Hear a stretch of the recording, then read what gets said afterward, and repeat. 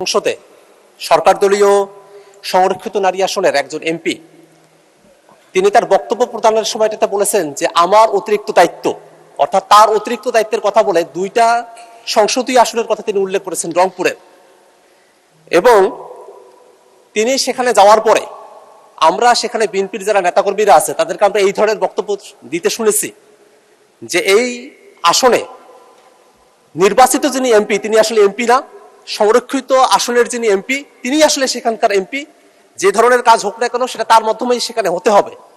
আবার সেই দিন আমাদের প্রতিমন্ত্রী শাহ আলম সাহেব তিনি সেটা বলছেন যে এরকম অতিরিক্ত কোনো দায়িত্ব দেওয়া হয় নাই। আজকে একজন মহিলা সংসদ সদস্য তিনি বলছেন যে অতিরিক্ত দায়িত্ব দেওয়া হয়েছে, সেদিন মন্ত্রী বলছেন যে অতিরিক্ত দায়িত্ব দেওয়া হয়নি। আসলে কোন বিষয়টা সত্য? দ্বিতীয় বিষয় হলো এই যে অতিরিক্ত দায়িত্ব দেওয়া হচ্ছে সেই অতিরিক্ত দায়িত্বের আওতা কতদূর, সেই অতিরিক্ত দায়িত্ব কিভাবে পালন করা হবে, সেই অতিরিক্ত দায়িত্বের সাংবিধানিকতা কতদূর সেটাও আমরা একটু জানতে চাই মাননীয় স্পিকার। পাশাপাশি আরো একটা জিনিস মাননীয় স্পিকার, এই যে অতিরিক্ত দায়িত্ব দেওয়ার কথা বলা হচ্ছে সেটা শুধুমাত্র বিরোধী দলের সংসদ সদস্যরা যে আসনগুলো থেকে নির্বাচিত হয়েছেন শুধুমাত্র সেই আসনগুলোতেই এই অতিরিক্ত দায়িত্বটা দেওয়া হয়েছে। এর মধ্য দিয়ে একটা জিনিস কিন্তু খুবই আশঙ্কার জায়গা তৈরি করছে, বিএনপি কি বিরোধী দলের আসনগুলোতেও তাদের মহিলা নারী এমপিদেরকে দায়িত্ব দেওয়ার মধ্য দিয়ে সারা দেশে কি তারা একদলীয় শাসন ব্যবস্থা প্রতিষ্ঠা করতে চায় মাননীয় স্পিকার? এটাও আমরা বিএনপির কাছ থেকে জানতে চাই মাননীয় স্পিকার। এই সামগ্রিক বিষয়ে আমাদের কাছে এখন অনানুষ্ঠানিক ছিল, কিন্তু আজকে সংসদে এটা আনুষ্ঠানিকভাবে এটা সামনে এসেছে। আমরা এই বিষয়টা একটা সুরাহা চাই, সরকার দলের কাছ থেকে আমরা এই প্রশ্নের ব্যাখ্যা চাই মাননীয় স্পিকার। আপনাকে ধন্যবাদ। ধন্যবাদ মাননীয় সদস্য। আমি আহ্বান জানাতে চেয়েছিলাম, এর মধ্যে মাননীয় স্বরাষ্ট্রমন্ত্রী দাঁড়িয়েছেন। মাননীয় স্বরাষ্ট্রমন্ত্রী মাইকটা দিবেন দয়া করে প্লিজ। মাননীয় স্পিকার, কিছু বিষয়ে আপনার কাছে আহ্বান চাইলেও আপনি সময় দেন না। আজকে যে নিজের থেকে ডাকতে চাইলেন, অনেক ধন্যবাদ। মাননীয় সদস্য জনাব আখতার হোসেন যে প্রশ্নটি উত্থাপন করেছেন পয়েন্ট অফ অর্ডারে, সেটা আজকের জন্য বোধহয় পয়েন্ট অফ অর্ডার হবে না। তারপরেও যেহেতু উত্থাপিত হয়ে গেছে, আপনিও আহ্বান করছেন জবাব দেওয়ার জন্য, আমার জবাব দেওয়া জরুরি। এই মহান জাতীয় সংসদ 300 সদস্য লইয়া গঠিত হইবে আর্টিকেল 65। আর্টিকেল 65(3) এর অতিরিক্ত আরো 50 জন সংরক্ষিত আসনের মহিলা সংসদ সদস্য লইয়া এই সংসদ গঠিত হইবে।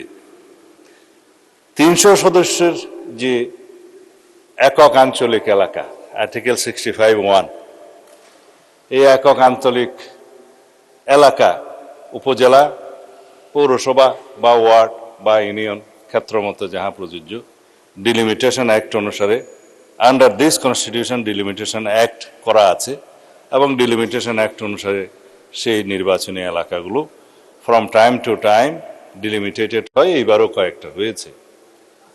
সেই ডিলিমিটেটেড এরিয়াটা আর্টিকেল 65 সাবসেকশন 3 ক্ষেত্রে প্রযোজ্য নয়। তাহারা যে আসনে সংরক্ষিত আসনে নির্বাচিত হয়েছেন তাদের ডিলিমিটেটেড এরিয়া হচ্ছে হোল কান্ট্রি বাংলাদেশ। তাহলে এটা ওদিক থেকে বেশি হচ্ছে। হ্যাঁ, কিন্তু এই বাংলাদেশের সর্বত্র তাদের মহিলা সংসদ সদস্য হিসেবে তো আমরা এইভাবে টার্ম এখানে আর্টিকেল 65 অনুসারে বলছি, কিন্তু সবাই সংসদ সদস্য, মাননীয় সংসদ সদস্য। তাদের ক্ষেত্রে যে সমস্ত বরাদ্দ সংসদ সদস্য হিসেবে প্রাপ্ত হন বিভিন্ন মন্ত্রণালয় এবং সরকারি বিভিন্নভাবে, তারা তাদের সেই প্রাপ্ত বরাদ্দ বাংলাদেশের যে কোনো স্থানে উপবরাদ্দ দিতে পারেন। সেই ক্ষেত্রে তারা যদি ইচ্ছা করেন আমার এলাকাতে দিতে পারেন।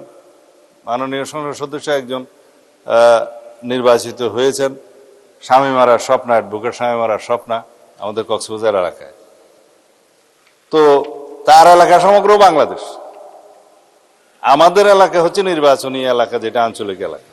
এখানে উনি ইচ্ছা করলে তার বরাদ্দ দিতে পারেন, আবার বাঁশখালীতে যেও দিতে পারেন, সাতকানিয়াতেও যেয়ে দিতে পারেন। এখন যদি কোনো মাননীয় সংসদ সদস্য এখানে বক্তৃতা দিয়ে থাকেন যে আমার এলাকা এটা, আমার এলাকা ওইটা, তো তো নিজেকে লিমিটেড করেছেন, এটা ঠিক হয় নাই। তার বলা উচিত ছিল যে সমগ্র বাংলাদেশ তার নির্বাচনে। তো ওই হিসেবে মাননীয় সংসদ সদস্য যেটা জনাব আখতার হোসেন উত্থাপন করেছেন যে দায়িত্বপ্রাপ্ত বা সুনির্দিষ্ট এলাকা, সেটা তাহাদের ক্ষেত্রে প্রযোজ্য নয়। সারা বাংলাদেশের সমস্ত অধিক্ষেত্রে নির্বাচনী এলাকা মাননীয় সংসদ সদস্যগণ ইচ্ছা করলে তাহাদের সংসদের যে দায়িত্ব সেই দায়িত্ব পালন করতে পারবেন। ধন্যবাদ মাননীয় স্পিকার।